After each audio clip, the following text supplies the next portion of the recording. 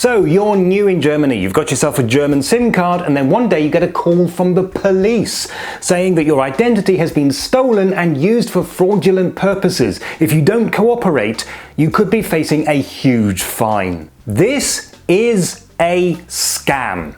But while most scams over the phone target the elderly and easily confused, this one has proven quite successful with young people as well, especially those who are not familiar with the way that law enforcement works in this country. So let's go through the scam, how it works, and what you should do about it. You get a call, and the number that is displayed on screen is a German number. Now, if you're suspicious enough, you might perform a Google search for that number and discover that it is in fact legit. Here's the thing though, caller ID is very easy to spoof. The number on your display is not the number that is actually calling you. Typically, when you answer, you hear a recorded message saying that this is Interpol or Europol or the Federal Police or some other law enforcement agency. It says that your identity has been stolen or your credit card is being used for fraudulent purposes, something of that nature. And for more information, you should press 1. Why a recorded message? Because the scammers are using an automated system to dial numbers at random, hundreds and hundreds of them. The humans behind the scam are interested only in talking to those who actually take the bait, and that might be only a tiny fraction of all the people who are called. If you press 1, then you are connected to a human speaking English, and many victims have said that they speak with what to them sounds like an Indian accent. They will typically warn you that you could be fined a huge amount of money if you do not answer their questions.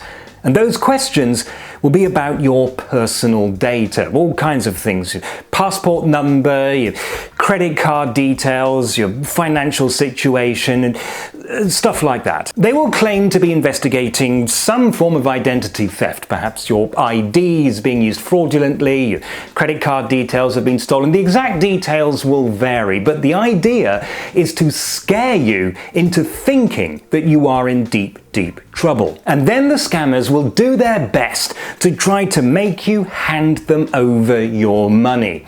Now, again, different scammers will do this in different ways, but they'll probably try to convince you that these are steps that you need to take in order to protect your money. For example, victims have been told to buy gift cards or set up a cryptocurrency account and move their savings into that.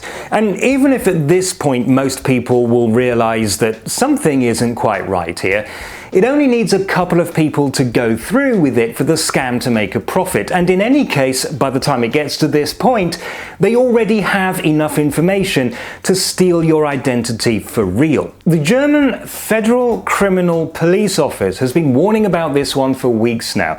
And of course, it's going to work quite well on young people who've just recently arrived in Germany and have never had dealings with the police before. So let's make a few things clear. Pay attention. This is important. Neither Europol nor Interpol can impose fines. The German Federal Police is responsible for policing the borders and the national rail network.